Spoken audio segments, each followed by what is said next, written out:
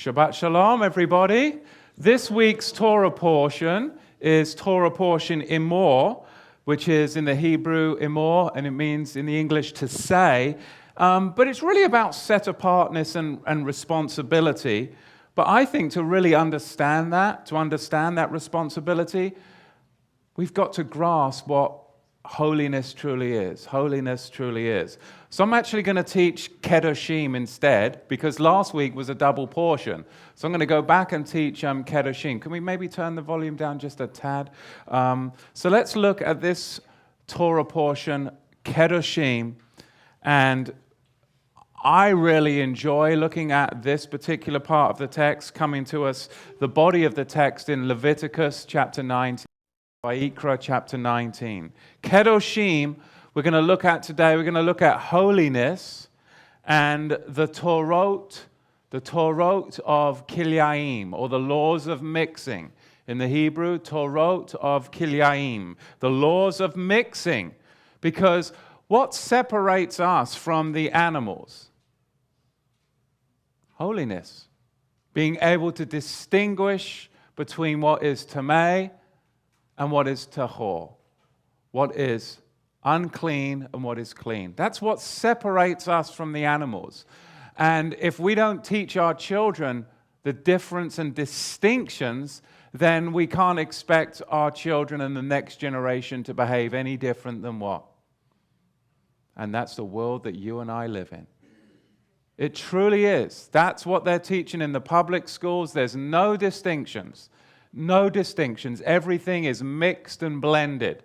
And that if you trying to distinguish something or try to set yourself or somebody else apart and say, no, that is unclean, then you're called what? A bigot, a racist, or whatever. All kinds of things. When you say, no, I'm not going to accept that. So we really must understand what we're going to say by how we are to act, which is to be kedosh, holy. It means to be self-restraining in general. Even though Torah permits a person to eat kosher food and have permissible relations, it's still desirable to exercise moderation even in permitted areas, right? Even in permitted areas, you still need to exercise moderation to ensure that Yahweh's end-time people can accomplish this goal of Kedoshim, Kedoshah, holiness.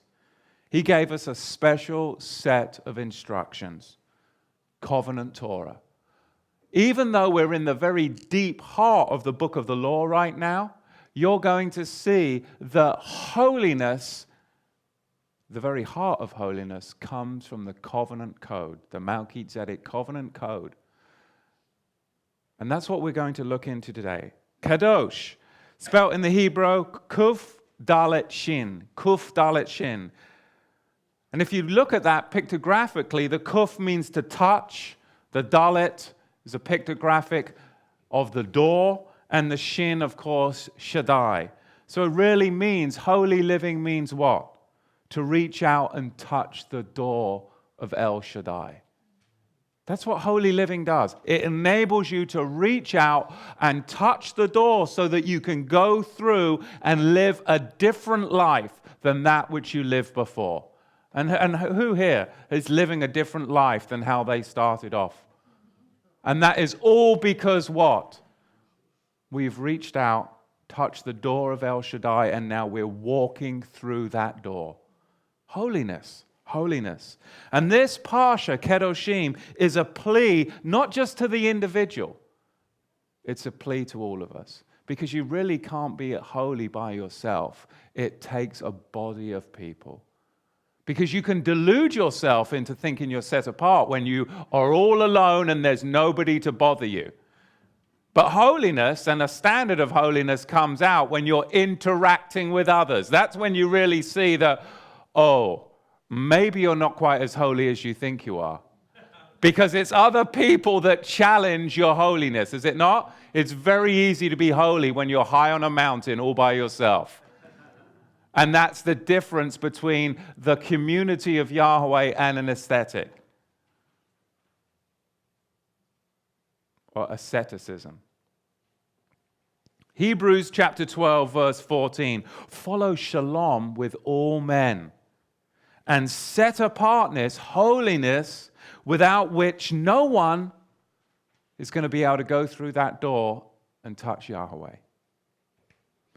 There is a holiness without which no one will able to see Yahweh and commune with him, panaim el panaim, face to face. It says in the rest of the scripture, we see this thread being spoken of and spoken of and spoken of again, a call to holiness. Even in the excavations that so many people are excited about in the Qumran and trying to understand that community, one thing we are for sure, they are a community that were dedicated to set apartness, holiness. The soul that sinneth, it shall die, the prophet Ezekiel says. And then later on, Rav Shaliach Shaul, he confirmed these very words in Romans chapter 6, verse 23. The wages of sin is death. What highlights to me is Kepha Aleph, and we read past this for so many years in the church, chapter 1, verse 13. Therefore, prepare the loins of your mind. A lot of holiness has to do with your thinking. Prepare the loins of your mind. Be sober. Rest your hope fully upon the favor that which is brought to you at the revelation of Yeshua HaMashiach. When you've had a revelation of Yeshua HaMashiach, that should cause you to act in holiness. If you've truly had the revelation in Yeshua, then you should start to walk through that door. Otherwise, I wonder whether you have had the revelation. We're to be obedient children, not conforming yourselves to the former lusts, as it was in your ignorance. But as he who called you is kadosh, holy, you also be kadosh in all your conduct, because it is written in Torah portion, Kedoshim, fancy that, the Brit Hadashah quoting right here, Kedoshim, be kadosh, for I am kadosh. So if Kepha is quoting a text, we'd want to go to that text and then look at everything that that text is speaking about, holiness, and then that should then be applicable to your life. And he's quoting it from the very midst of Shabbat. What is clean and what's unclean, and how to live. So we can't divorce it from the text that it comes from. Be holy, for I am holy. Of course, Leviticus chapter 19, verse 2, and chapter 20, verse 7. Unfortunately, though, this verse and the following verse I'm about to quote has been twisted for centuries, causing a religious culture of what? Unholiness. Unholiness. Titus chapter 1 verse 15, it is written, to the pure, all things are pure. But to those who are corrupted and do not believe, nothing is pure. And that's been interpreted, hey, I'm spiritually enlightened. Everything for me is pure. How many of you have heard that? Because hey, I'm spiritually enlightened. But this doesn't mean that those who believe that they are spiritually enlightened and spiritually pure are above the rules and regulations of covenant Torah, does it? But how many of us were told that? If you cross-reference that with 1 Timothy chapter 4, verse 4, where Paul says, everything Allah created is good, and nothing is to be rejected if it is received with thanksgiving. And people have come to me and said, see, I can eat anything. Nothing is to be rejected if it's received with thanksgiving. But this is talking about ascetics and beliefs that they had about certain foods and marriage and particular days, which is spoken of in 1 Timothy chapter 4, verse 3. And of course, that's what Colossians is all about. These people, these ascetics that had certain days and certain foods that they would abstain from, they do not have the true freedom that true believers have, right? they are actually in bondage by the elements of the world. Whereas true believers that can define what is holy and what is profane, they are free to walk in Kedoshim, holiness. We are free to receive all of Yahweh's creation with thanksgiving. But that doesn't mean that all of Yahweh's creation is food. But how many of us have heard this over the years? Of course, unless you're a 16th century monk in Queen Mary's England, then of course it would mean that. But we're not, thank goodness. Instead, what they did is they would set up arbitrary man-made prohibitions against what they considered to be impure. And this is what Yeshua teaches against in Matthew 15 and Mark 7. And we see this again in Acts chapter 10, verse 9, and Romans chapter 14, verse 20. You see, holiness is a standard that goes from Bereshit all the way through to Gilyana. Genesis through Revelation. And even though we're in the midst of the book of the law, you're seeing that holiness is truly from the covenant code. It's the covenant code of life. In Habakkuk chapter 1 verse 13 it is written, "You are purer, holier eyes than to behold evil, and cannot look upon iniquity. Why do you look upon them that act treacherously? And hold your tongue when the wicked devours a man that is more righteous than he." That's Habakkuk chapter 1, verse 13. What this is telling us is that alternate lifestyles are what? Alternate lifestyles, religious lifestyles are nothing more than an abomination to Yahweh. It's about our approach to Yahweh. Kedoshim is about our approach to Yahweh. Do you want to be a set-apart person? Because what we're going to find this week, we're going to find out what the attributes are of a set-apart people. To the world, what does a set-apart person mean? When you behave set apart to the world, all that you're doing is reminding them that impending judgment is coming. And they want you to get away from them as fast as possible. You are a reminder of impending judgment.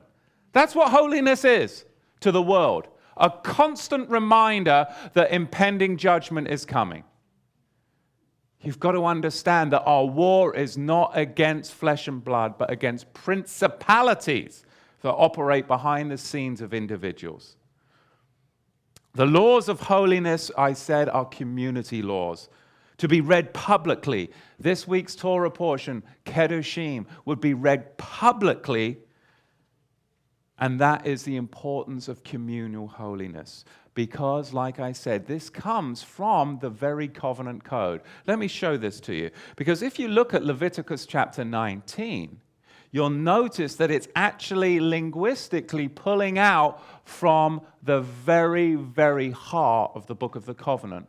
Leviticus 19 pulls from Shemot chapter 20, what's commonly called the 10 words. Look at the reference here and the reverence for parents in verse 2. In verse 32 of chapter 19, we have reverence for parents. In fact, it is verse 2, isn't it? Reverence for parents. And that, of course, is the 5th commandment, is it not? Then we see in verse 3, the Shabbat. Well, that's the 4th commandment. Then we see the instruction in Leviticus 19, verse 4. Don't get caught up in idolatry. Of course, that's the 2nd commandment in Exodus 20. Then we see in verse 11, verse 13, verse 15, and verse 35 of Leviticus 19, we see the instruction about stealing and being deceitful in conduct. Of course, that's pulling from the 8th commandment. So just linguistically, you can see that this is a connection, a holiness cord of connection that pulls from the very Melchizedek covenant code. You can see in verse 12, Yahweh talks about false oaths. Of course, that's the 3rd commandment right there. And then in verse 36, I am Yahweh your Elohim who delivered you. Of course, that's the 1st commandment of Exodus chapter 20. So the very heart of holiness is what is written on the tablets of the covenant, reiterated here to a people that had broken that covenant. The literary connections between Vayikra 19 and Shemot 20. And again, you're going to see the literary connections between Vayikra 19 and Ezekiel chapter 22, verses 6 through 12. Look at that in your own time, when Yahweh is saying there is holiness, and then the opposite to holiness is that city of blood. That city of blood. And linguistically, you're going to see that it connects exactly as well. In Ezekiel chapter 22, verse 6 through 12, the city of blood, or as what Paul would call that city of blood, the Jerusalem which is now. They're so precise, so precise. And today, you and I are that generation. I love that the word of Yahweh is alive.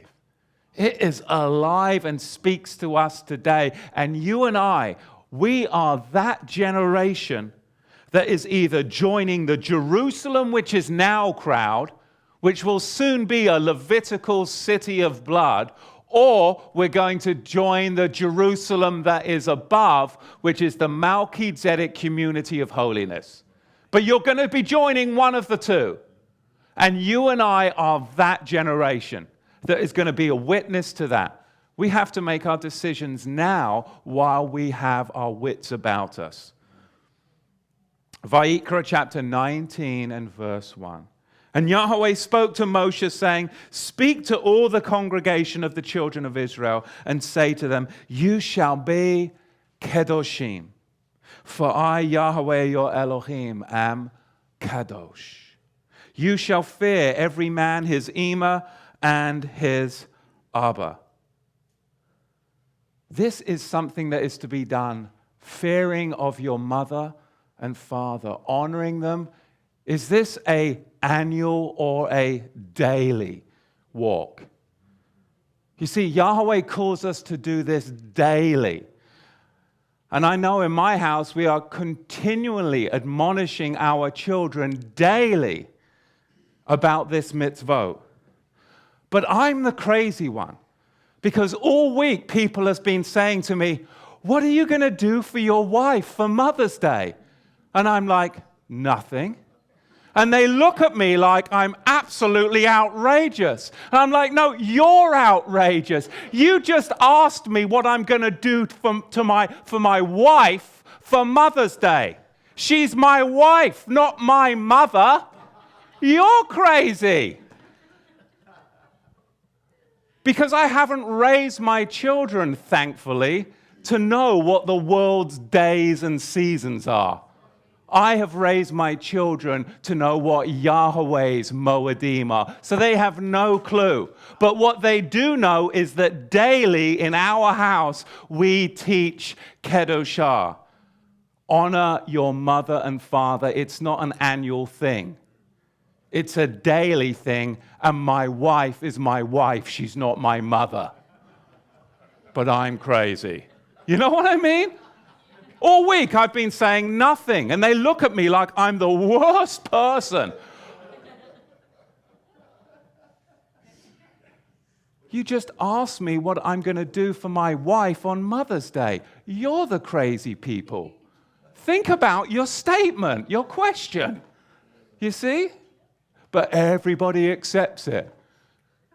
Anyway, besides the point. He says to guard my Shabbats. Guard my Shabbats, because I am your Elohim. The sages teach that the first step to holiness is what? Shabbat guarding piety, as it's spoken of in the New Testament. Shabbat guarding piety. It's that first step to waking up to holiness. That's the first step. Then you start to look at the pork chops and wonder if you should be doing that too. But the first step truly is Shabbat. Turn not to idols, nor make yourselves a molded Elohim. This is talking about your own ideas about Elohim. Don't have your own ideas about Elohim. Don't assign holiness to the wrong place or the wrong days.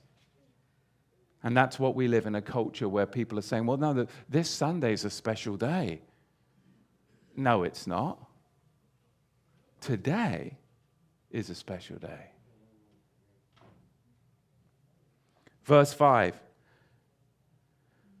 I am Yahweh your Elohim. In this text, Kedoshim, 16 times, I am Yahweh your Elohim. It's so important. Of course, this is one of the attributes of the 13 attributes, understanding and knowing his character. I am Yahweh your Elohim. And if you offer a sacrifice of shalom offerings to me, you shall offer it from your own free will.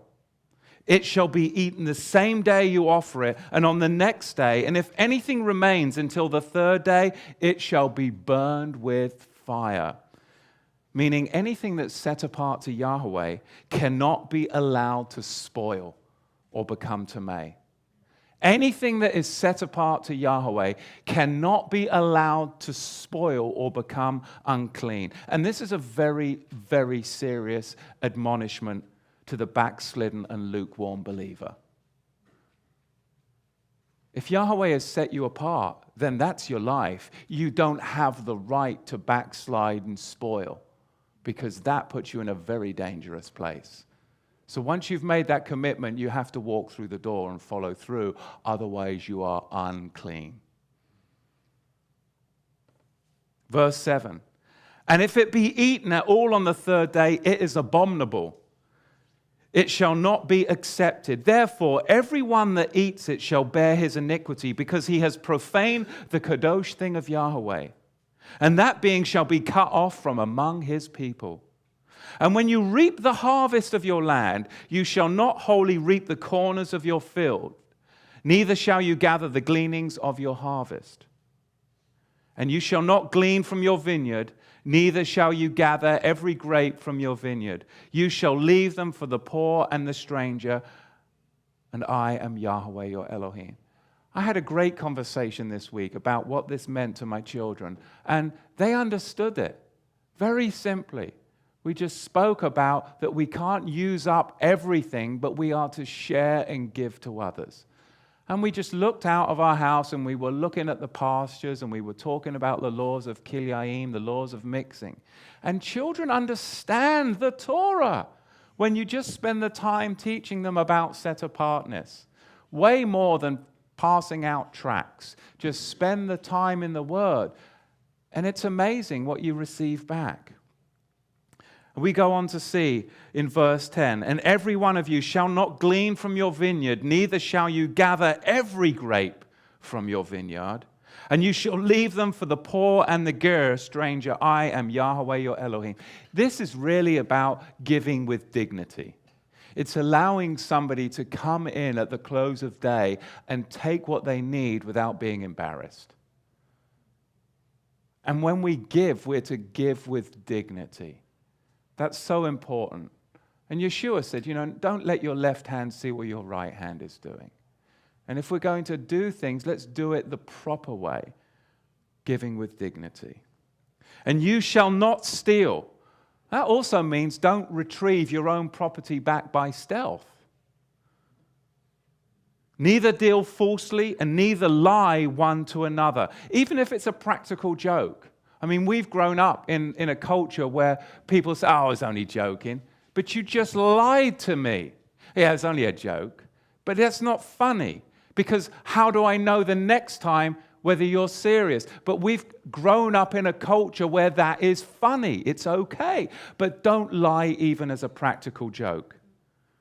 How many steal the good opinion of others by misrepresentation? Especially in a world of internet and social media, we can steal the good opinion of others by misrepresentation. And a truth told with bad intent, that beats all the lies. Why are you saying that about the brother?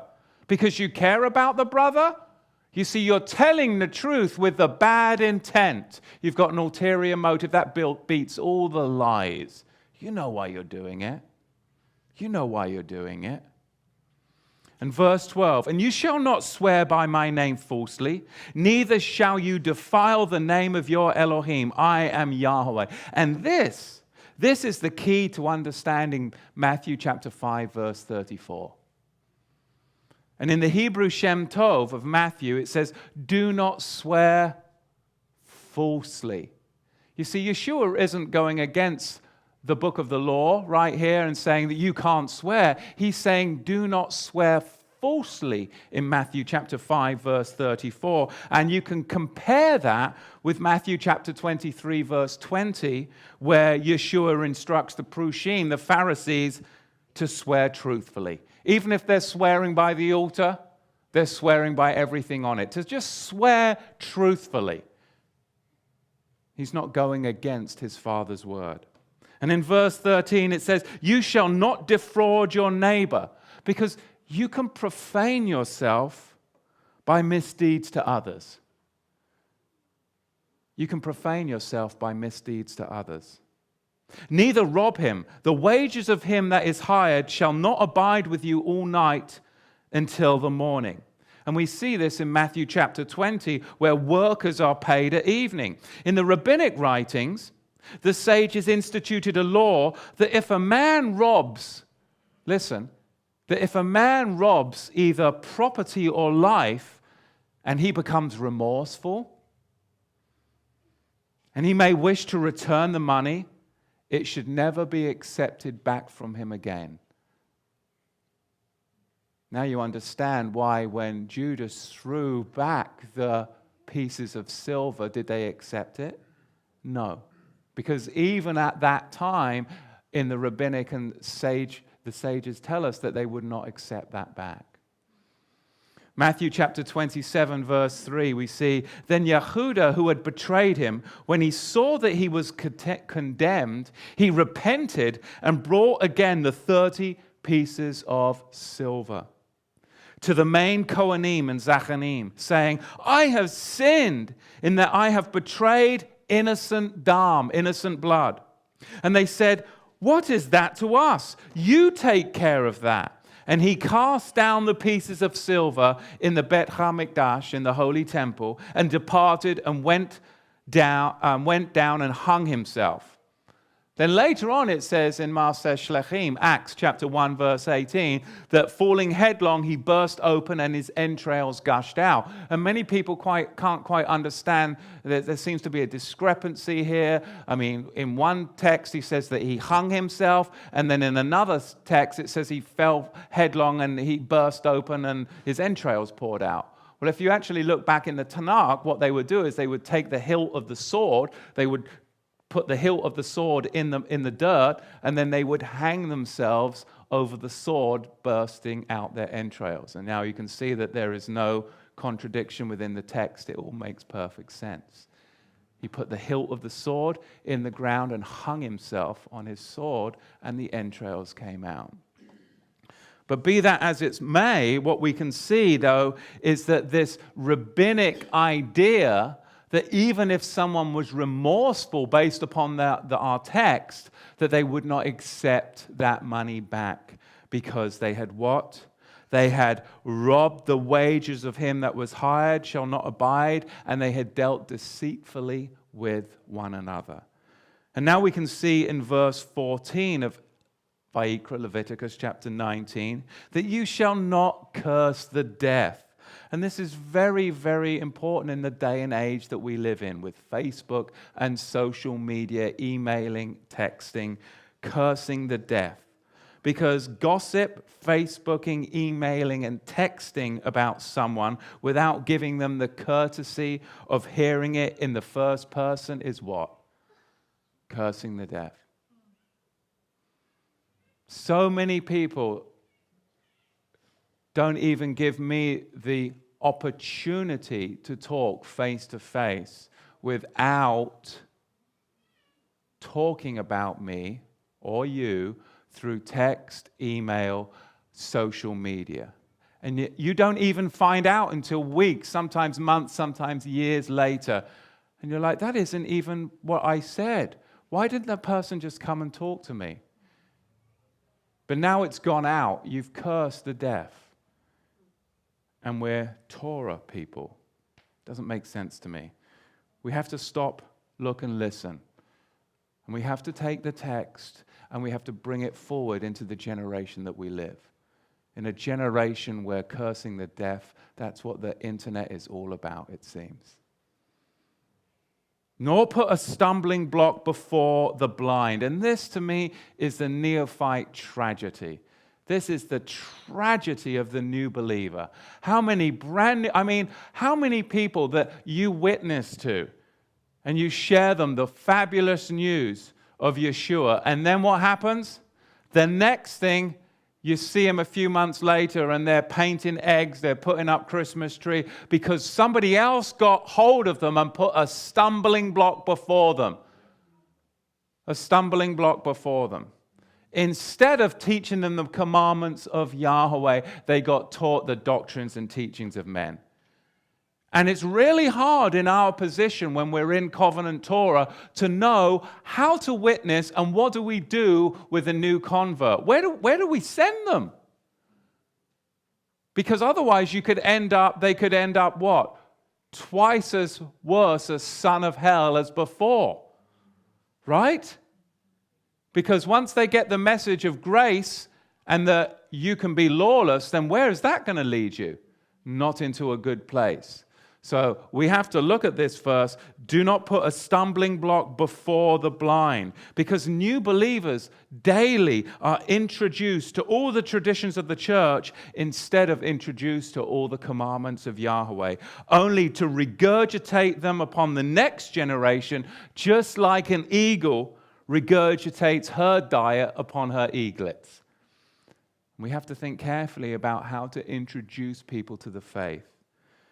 But you shall fear Yahweh your Elohim. Verse 15, you shall do no unrighteousness in judgment, mishpat. You shall not respect the person of the poor, nor honor the person of the mighty. But in zadachah, righteousness, shall you judge your neighbor. Righteous judgment. Justice is only just if it is done justly. In verse 16, you shall not go up and down as a slanderer among your people. Retelling the accounts and secrets of others is not your and I's business. Neither shall you stand against the dam of your neighbor. Don't stand against the blood of your neighbor. I am Yahweh. You shall not hate your brother in your heart. You may rebuke your neighbor and not suffer sin because of him.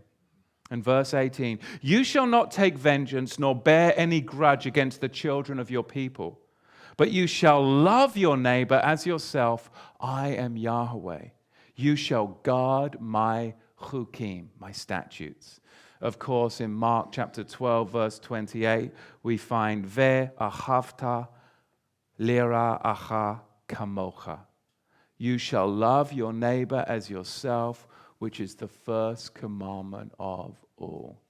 You see, Judaism doesn't want you to know that Rabbi Akiva and other first century rabbis were actually quoting Yeshua verbatim.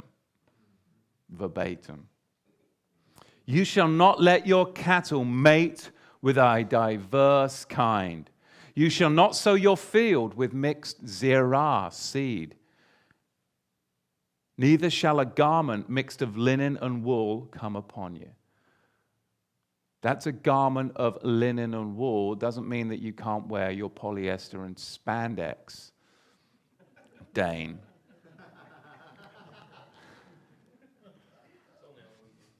Only on the weekends.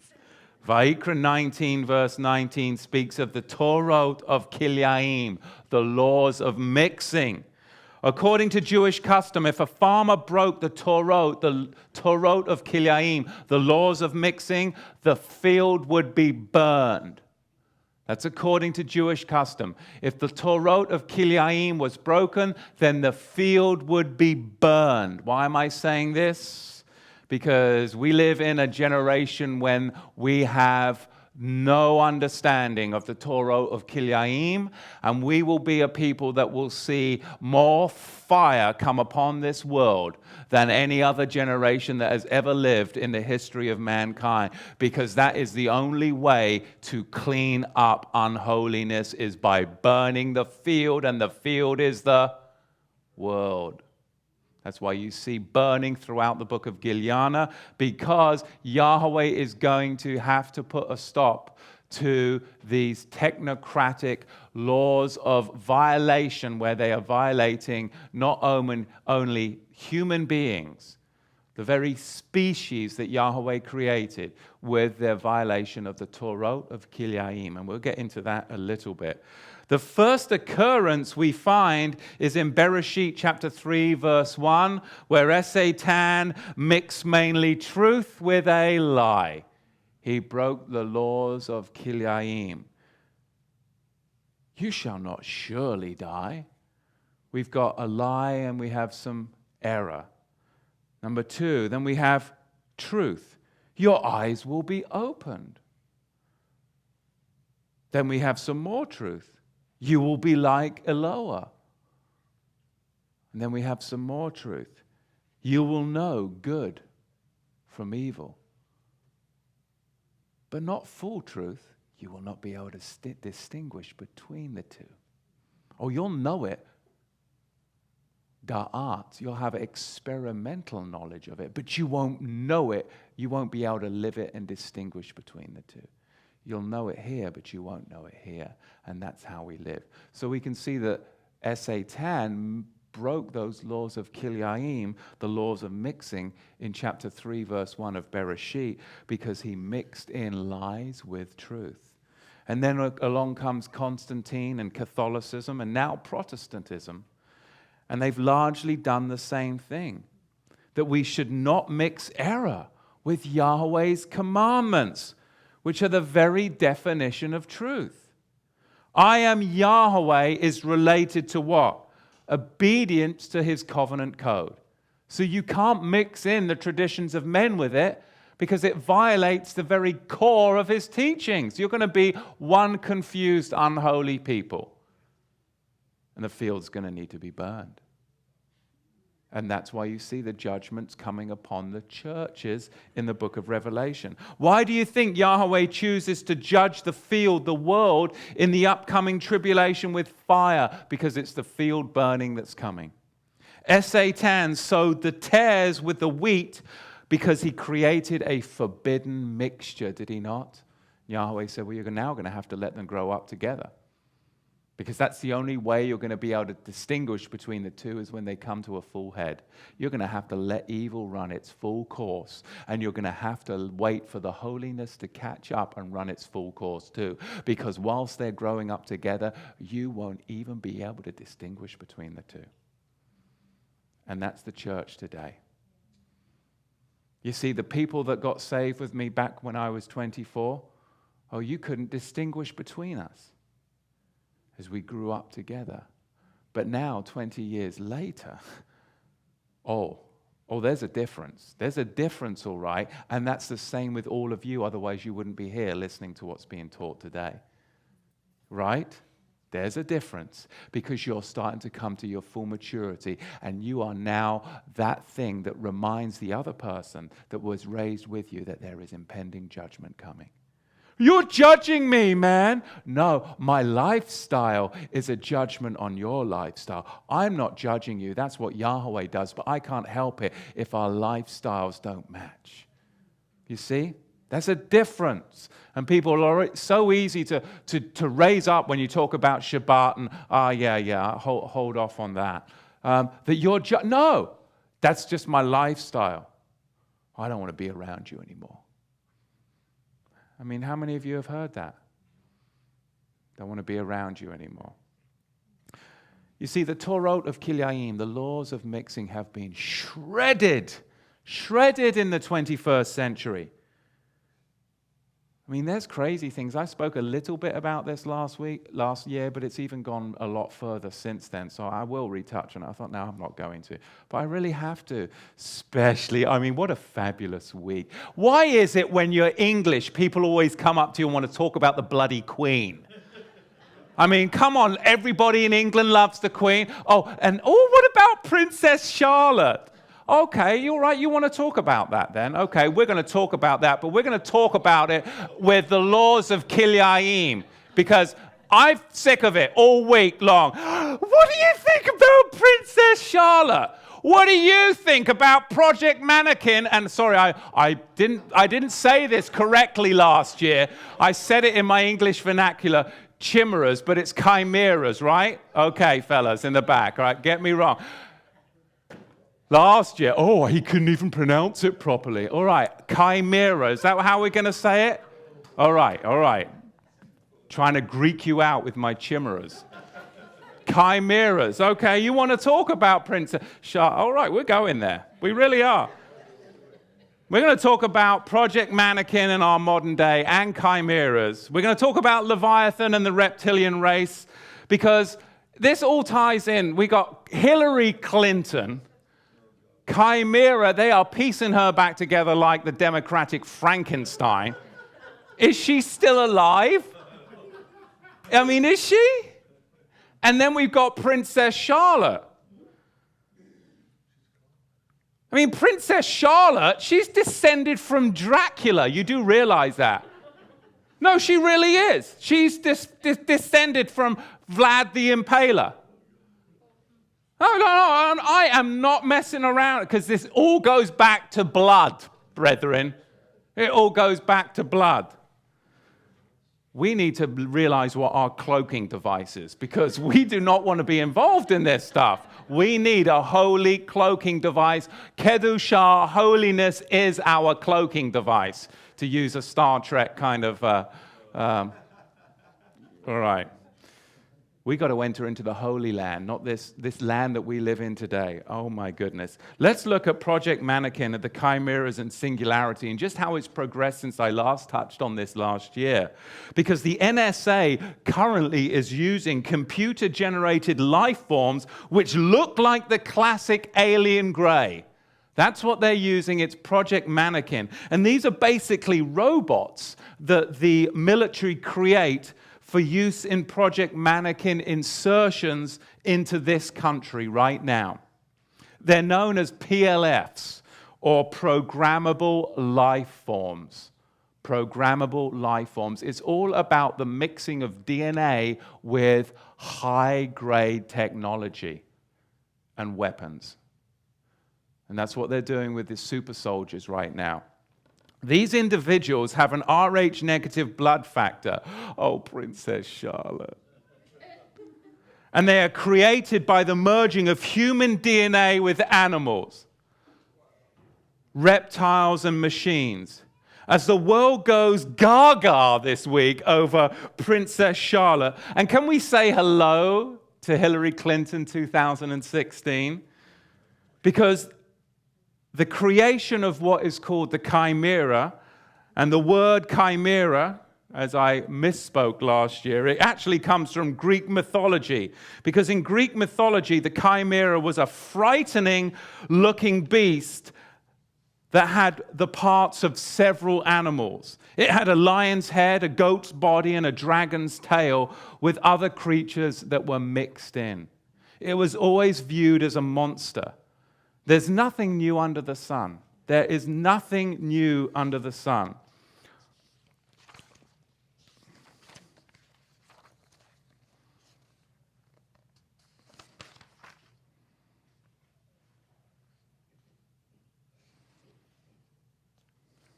It's just astounding to me, the things that we're seeing.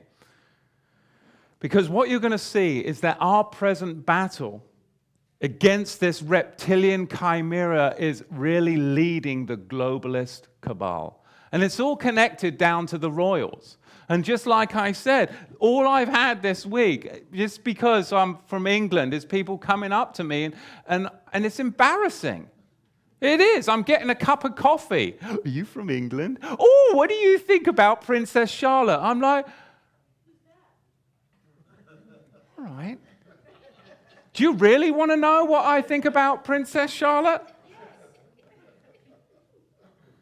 What I think is that we live in such a despicable world where there is the intermixing and the violation of the laws of Kedoshim, where they are mixing the rhesus monkey virus in the vaccines.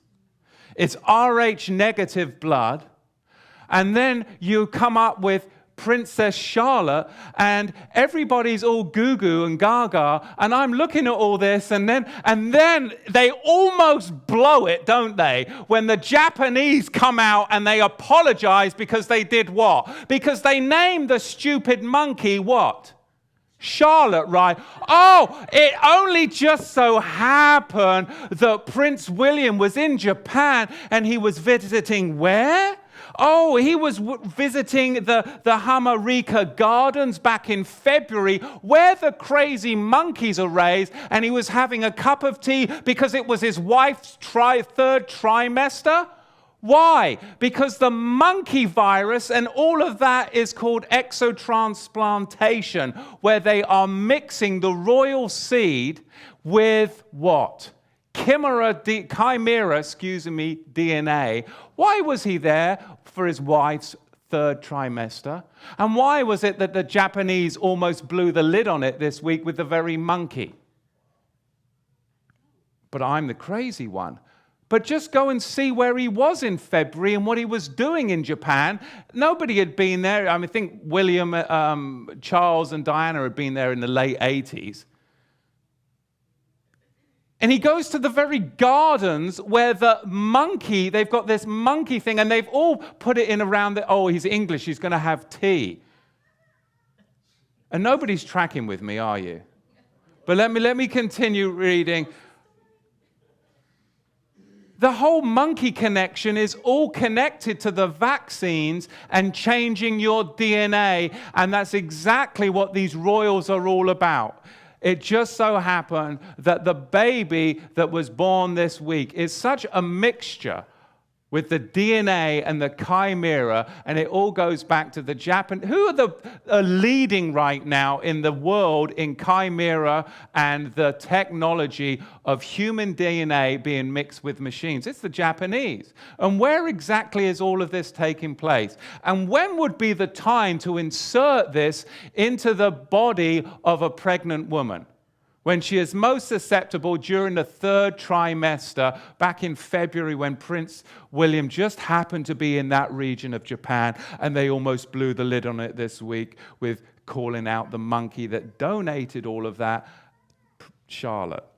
But, I'm just, reading too much into this because I read the inserts on the vaccines.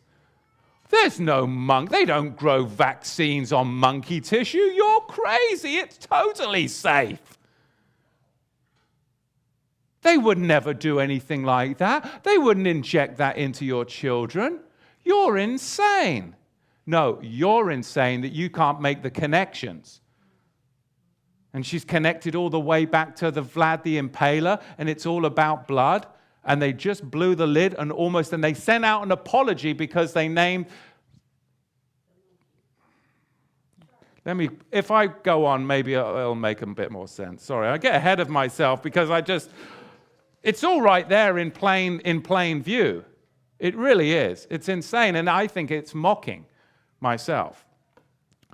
What we find is Webster's dictionary defines a chimera as the following, and this is what I'm talking about. Being very long-winded about it, I apologize.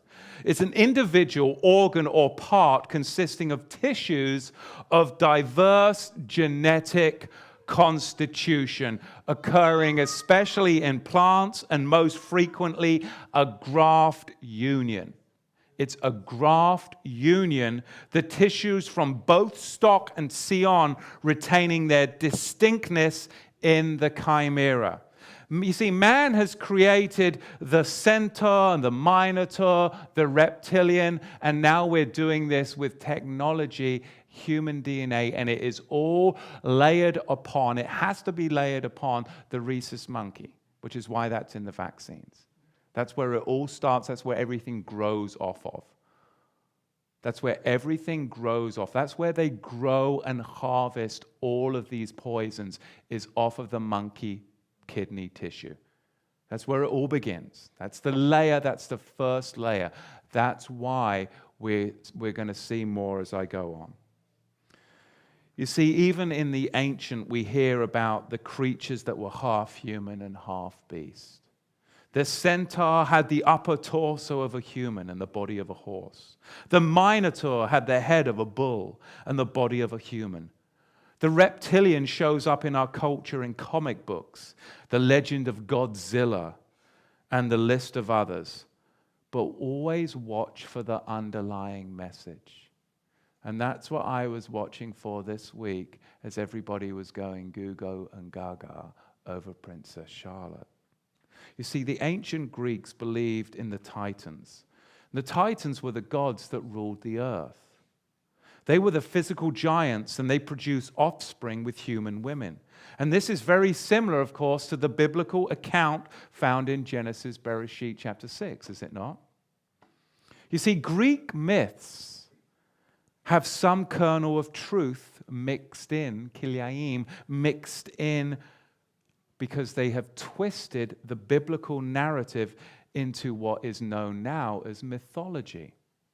You see, once the human DNA is contaminated with the animal DNA and implanted with machine technology, this beast is no longer human and no longer created in Yahweh's image.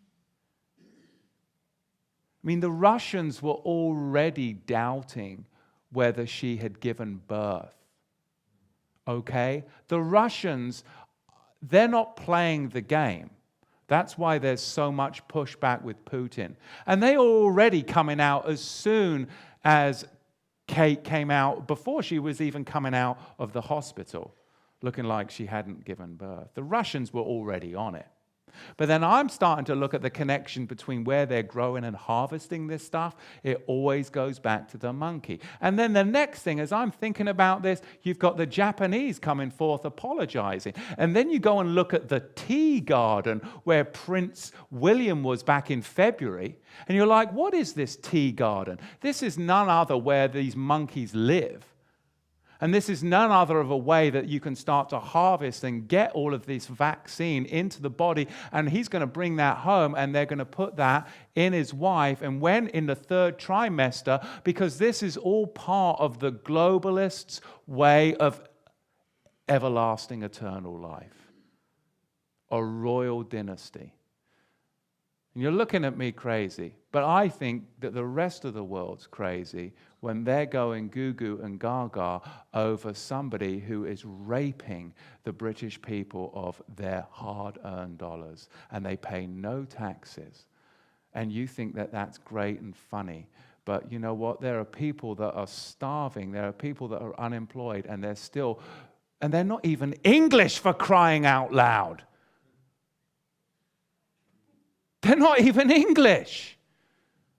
Anyway, let me continue on. Sorry, but you know, I've got a long history, and that stuff is, it just, focus. You see, once the human DNA is contaminated with animal DNA and implanted with machine technology, we see that this beast is no longer human. It becomes what is called a chimera. And this is akin to what happened in Noah's day. And Yahweh selected Noah because he was pure in his what? In his generations, in his genealogy, in his genes. He was pure, he was holy, he was undefiled. He was fully human. He was fully human in a corrupted, sick, and twisted world. How many people today are fully human in a sick and twisted world? Because I tell you what, they want to get hold of your children at such a young age, and they want to start pumping them full of that very monkey Charlotte. They truly do. They truly do. The creation of the chimera is in direct violation of the Bible. In Genesis chapter 1, the scripture states 8 times that everything is to reproduce like kind after like kind. This is the basic law of life. Yahweh instituted this from the very beginning. And I talk about this all the time with my children because that is offensive. Do you know that that is offensive to people? When you start talking about like kind after like kind, that is absolutely politically incorrect. Who would have thought such a thing? It's offensive when you start, if you just bring it to somebody's attention, like kind after like kind. Oh, you can't think that. Oh, the whole of creation testifies to it, but I'm offensive when I just start speaking about it. What a mad world. Because nobody wants to stop and think about anything. And the ones that do are laughed at and ridiculed to stop them. Right? Right. The tampering with DNA and the merging of man with robotic technology is what's called singularity. And I believe that that is what we are seeing in this generation. Both singularity and DNA tampering are on the threshold of altering what it really means to be human. This is coming so fast that I believe there's going to be a false flag, catastrophic event following the unveiling of these abominable breakthroughs. Because there's something called exotransplantation. And this is what I'm talking about. The transplantation of cells, tissues, and organs between different species. I'm not making this stuff up. It sounds so insane. But look and do your own due diligence and research. Genetically engineering mice to produce human sperm and eggs. It's despicable, but that's what they're doing. Then doing in vitro fertilization to produce a child whose parents are a pair of mice. Not impossible. Not in America yet, but outside of these borders that are crumbling, that is what they're doing. Yeah, here's your parents. You know, the ones in the corner nibbling on the Swiss cheese.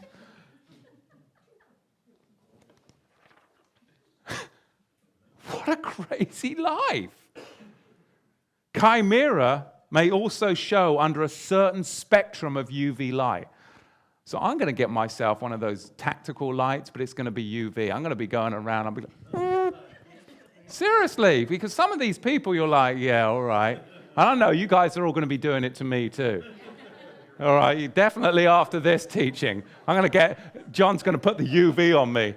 It's all right, enough. Shut him down. Shut him down. In fact, didn't somebody contact us this week? Say, you better get these teachings live because I guess YouTube is editing them, censoring them. Yeah.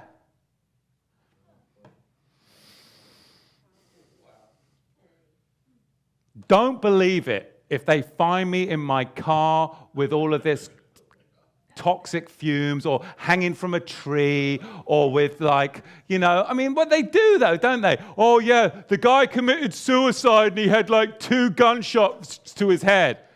Yeah, can you, really? It's insane. But it's happening all over the world. Oh yeah, another banker was feeling suicidal today and 15th one this year threw himself. Oh, just happened to be connected with all of the corrupt banking bailouts. Oh yeah, the reporter, the one that was going to expose. Yeah. He committed suicide. Yeah, 2 gunshot wounds to the head. Yeah, how does that work? The guy down in Argentina too, right? And then because he was about to blow the whole whistle on it. Wasn't he an Israeli? Yeah, it's just ridiculous.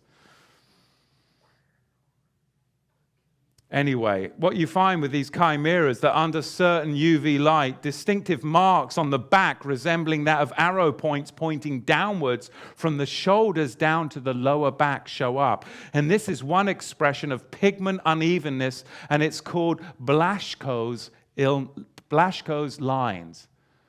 We should go and visit some tanning booths. I bet you it'll show up there. Parahumans is another thing that we're seeing. Parahumans. You see, reptilians aren't some alien life form. They're human and animal chimeras embedded deep within our leading royal and political elite.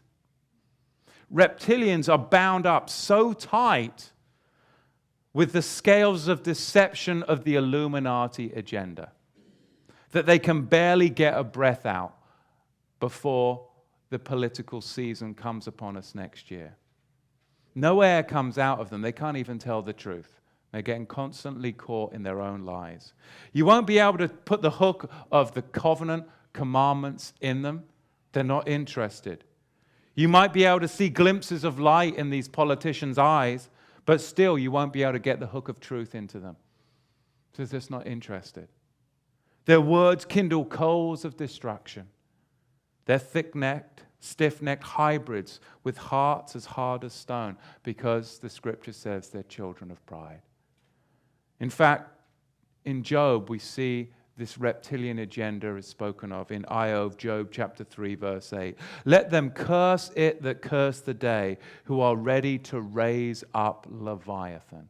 We live in a generation of reptilians that are being raised up, the political elite and Illuminati agenda. In Job chapter 41, verse 1, can you draw out Leviathan with a hook? Or his tongue with a cord which you let down? Can you put a hook into his nose or pierce his jaw through with a hook? Will he plead with you? Will he speak soft words to you? Will he make a covenant with you? Will you take him as an Eved, a servant, Leolam Vayed, forever and ever? Will you play with him as a bird, or will you leash him for your young girls? Shall trading partners bargain over him? Shall they raise him among the merchants? Can you fill his skin with harpoons, or his head with fishing spears? Try to capture him. Such a battle will you never forget. See, any expectation regarding him is worthless. You see, if you look at ancient maritime maps and charts, at the height of Britain's maritime age, Leviathan was what? Every sailor's nightmare. And you'd see them drawn in on those maritime charts. You see, a huge sea serpent is what the maritime sailors thought he was. That according to maritime legend would devour whole ships. Not by a head-on confrontation, but by swimming around and around and around the vessels. So quickly that he would put the vessels into a spin, into a whirl. Would you be able to go next door and do we have one of those cattle prods? Something? Perfect. Yeah, one of those monkey ones, preferably. You see, what would happen is Leviathan would put these ships in such a spin, in a tailspin, in a whirlpool. Not by a head-on confrontation, but by swimming around the vessels so quickly as to put them in a spin, a whirlpool. The Leviathan agenda has put the people and politics today into what? Into whirlpool spin. Whirlpool spin after whirlpool spin after whirlpool spin after whirlpool spin that nobody pays attention anymore, and that's the whole purpose and the whole point. You cannot keep up with it. You cannot keep up with it, whether it's in the state that you live in or whether it's federal or state. Now they're trying to oppose state and federal and fight them against one another. It keeps everybody in a spin. Everybody in a spin. I'm trying, but I can't seem to draw Leviathan out. I mean, I'm trying. Like I said, the YouTube is being censored. That's crazy to me. The reptilian agenda, it just cannot be hooked. It cannot be hooked. They're quick-tongued conspirators that speak soft words for votes, but they are, again, agents against the holy agenda of the covenant people. They are. They are agents against the holy agenda of the covenant people of Yahweh. You and I can't play with them. You and I can't vote for them. Just as with a bird. If you do, if you try and tie them down, then guess what they're going to do? They want to corrupt your children, your daughters. What with? Their HPV sex vaccines. They'll come after your children, come after your daughters. They will. Really, really early. And where did they grow that HPV sex vaccine? On Monkey Charlotte. But I'm making all this stuff up. It's got no connection, no bearing to you. Just go take your little baby into the doctor and see. Ask them where it comes from. Ask them what their agenda is in the public schools. Your political hopes are worthless to them. Yahweh is revealing, I believe, the reptilian agenda to his holy saints. It continues on in Job chapter 41, verse 12. I will not conceal his parts, nor his power, nor his fair frame. You see, pride and the state and federal seals are his very scales. His very seals. His scales are his pride, closed together as with a binding seal. One is so near to another that no air can come out from between them. And that is what is so hard for people to be able to see what is going on. In Yeshayahu, Isaiah chapter 27, verse 1, it says, in that day, with his severe and great strong sword, shall punish Leviathan, that piercing serpent, even Leviathan, that crooked serpent, and he shall slay the dragon that is in the sea. You see, Christian commentators, they would suppose that Leviathan was that Nile crocodile. But if you read the text, I think breathing fire with multiple heads is kind of problematic to that interpretation. But using the Nile crocodile as an analogy does fit, because the Nile crocodile tries to latch onto something and it would twist its prey down by sticking it in the mud and trying to drown it in the Nile, which is the economy. And that's exactly what we're seeing today with this political agenda, is they're trying to drown the people by burying them in the economy and imploding the economy. And I believe that's what you're going to see. It's all about getting you down in the mud, the politics, and the economy being what rules the people.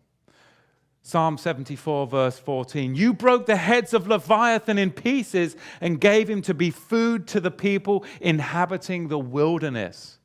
You broke the heads. So there's multiple heads, and this is multifaceted. This Leviathan is divided and double-minded. How long will you and I be between two opinions? If we're for Yahweh, that means we're a holy people. And if not, we're for the Lord, Baal, and all of the paganism that goes with Baal.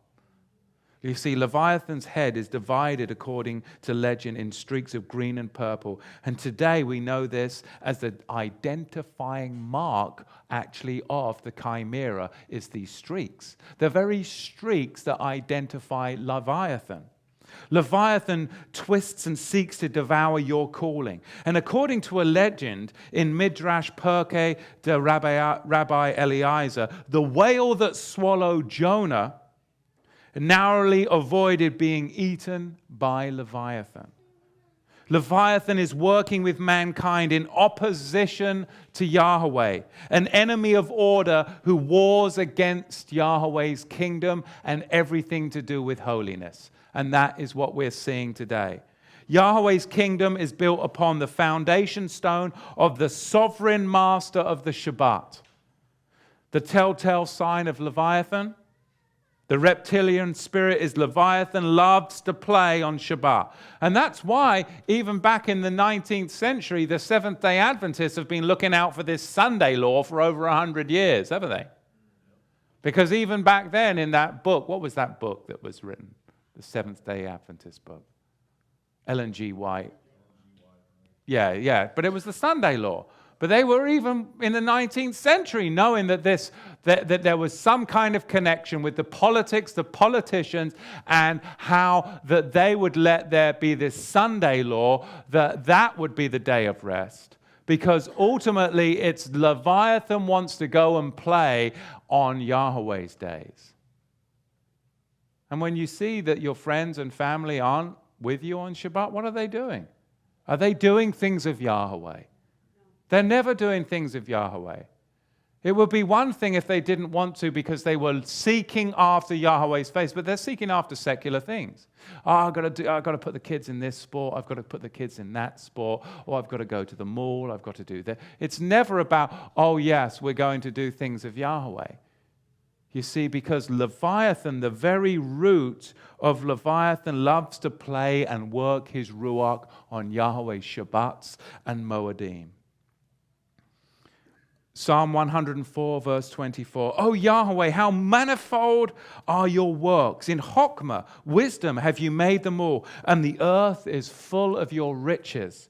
There is the great and wide sea, and in it are innumerable things, creeping, both small and great beasts. There go the ships. Also that Leviathan, whom you have made to play in it. What happened at the golden calf? They rose up to play. What happened in Numbers chapter 25? There was Baal Peor.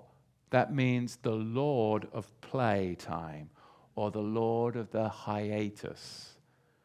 I'm going to take a hiatus, a sabbatical. That is Baal Peor. And in 1 Maccabees, what was the corruption that happened with the Hasmonean dynasty? Nothing more than they built a gym in Jerusalem, did they not? Because that's the key to getting Yahweh's people out of a holy lifestyle, is getting them down the gym. That doesn't mean that we can't go down the gym, but we don't go down the gym on Shabbat, right?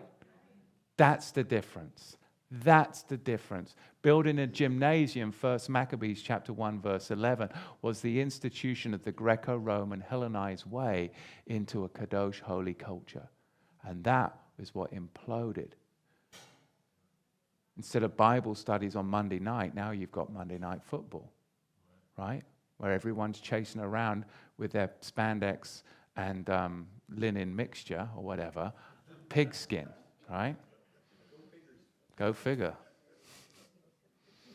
You see, holiness is our only defensive shield. It truly is. Individually, interpersonally, and communally. In the parable of the wheat and the tares, the Torah of Kedoshim is actually the basis or the foundations for the last days events connected to the return of Messiah. So according to Yeshua, the Torah of Kedoshim, the laws of mixing, has just as much to do with the New Testament as it does with the Old Testament. Just as much to do with your future as it did back in the past. And whoever lies carnally with a woman, verse 20 of our text in Leviticus 19. And whoever lies carnally with a woman, that is a female eved, engaged to a husband, and not at all redeemed, nor set free, there shall be an inquiry. They shall not be put to death because she was not free. This speaks of three conditions of sin. There's three conditions of sin, Leviticus chapter 19, verse 20. Number one, there's sin towards Yahweh. That brings forth death. Number two, there's sin towards free men, and that brings forth judgment. And number three, there's sin towards servants, and additional mercy is given. In fact, 1 Samuel chapter 2, verse 25 is a perfect example of this and encapsulates this very verse perfectly with the sons of Eli. And Eli said to his sons, "Why do you do such things? Why do you do such evil? You can't distinguish between what is clean and what is unclean. And you're doing the very unclean things at the very door of El Shaddai." The very door. Remember how we opened up this week's Torah portion? Kedoshim. Opening the very door of El Shaddai. And that's what Eli's sons was doing. And he said to them, why do you do such things? For I hear of your evil dealings from all the people. No, my sons, of it's not a good report that I hear, for you make Yahweh's people transgress. If one man sins against another, the judge shall render mishpat, judgment for him. But if a man sins against Yahweh, who shall help him? You see, this is speaking about the three types of sin that are spoken of in our very Torah portion. You sin against Yahweh, who can help you? If you sin against a mother man, it's going to go to judgment. And if you sin against a free man,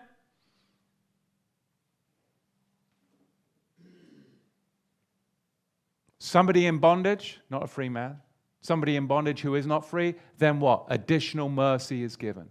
But Eli's sons, they didn't sin against somebody that was a servant and in bondage. So there's no additional mercy given. They didn't sin against another man, so it wasn't going to be rendered in judgment by men. But they sinned directly against Yahweh. Nobody could help them. This comes from our very text in chapter 19, verse 20. The intentional perversion of Yahweh's laws of holiness. That's what the sons were doing.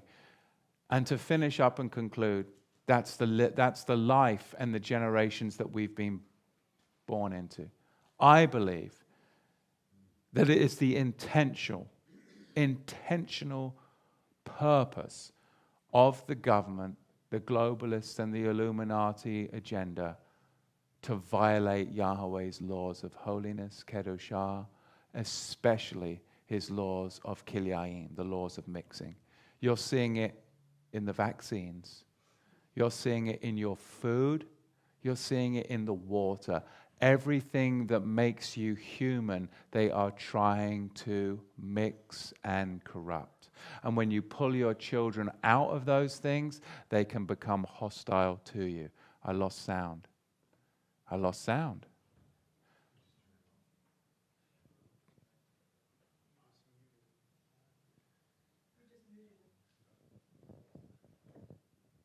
I lost sound.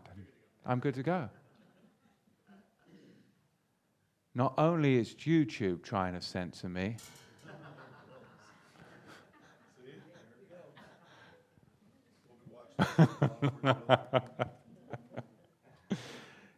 enough! The intentional perversion, where was I? The intentional perversion of the laws of Kilayim by the New World Order today is a high-handed, intentional sin against the Creator of the universe that I believe will bring about his judgment against all mankind. The whole field will have to be burnt. The world will have to be burnt. We can only be holy in that which is permissible. And what they're doing and trying to do to you and I and our children, it is not permissible by Yahweh's standards. They're trying to get us on both ends, not only with our children, but also with the elderly. And that's why we have to rise up in the presence of the grey-haired. And we need to look out for the young and the elderly. Rambam writes that one who follows the letter of the Torah, but not the ruach of the Torah, in the Hebrew is a naval bershut chatorah, a disgusting person within Torah. Holiness for Rambam is therefore dependent upon what? Being holy in that which is permissible. Being holy in that which is permissible. You see, holiness can't be legislated. Covenant Torah leaves it to the individual, as a personal decision. It's our personal decision. You can't legislate holiness. It has to come from within you that you're going to make the changes in your life. That being said, a believer can only attain holiness as part of a community that serves Yeshua together and seeks to heal the rest of the body. The idea that we can separate ourselves from the community and achieve holiness is really a dangerous illusion. It really is. Shaul warned the saints at Corinth, who were evidently unholy, to cleanse themselves from all filthiness of the flesh and spirit, perfecting holiness in the fear of Yahweh. And this is the challenge to every double-minded, self-centered believer. In 1 Thessalonians 3:10, Paul's burden is for the Thessalonians, that we might see your face and might perfect that which is lacking in your faith. And finally, we see that Paul wanted to bring this perfection to the Thessalonians because to the end he may establish your hearts unblameable in holiness before Yahweh, even our Father, at the coming of our King Messiah Yeshua with all his saints. 1 Thessalonians 3 verse 13. The reason that I wanted to go back and teach the double portion last week and teach on Kedoshim is because I got irritated this week with everybody coming up to me talking about Princess Charlotte. And I started to think on what exactly was going on, and I stumbled upon this whole monkey business, the funky monkey business, and I really started to see that truly we do live in a world where the laws of Kilayim, the laws of mixing, are being violated with the chimeras, exotransplantation, and what they are doing with humans' DNA and the mixing of the bloodlines with the royal elite Illuminati agenda. That's what got me on this whole thing. I'm sorry, but I'm going to tell you the truth. That's what happened. And then I just said, I'm going to teach on holiness because I think in a sick and twisted world, Yahweh's saints need to realize that this is the standard clarion call that what is going to join us all together. Because when you're being persecuted, you're not going to run by yourself, but you're going to flock together in a community of holiness. And it's only in the community that you can truly be protected from one another and with one another by the covering of Yahweh. And it's your holiness that reminds the sick, twisted, mutilated, reptilian agenda out there, including Princess Charlotte, that impending judgment is coming. It is. It's coming. And it's coming through Planet 7X and the fire and smoke that it's going to bring, burning the whole world. Good night.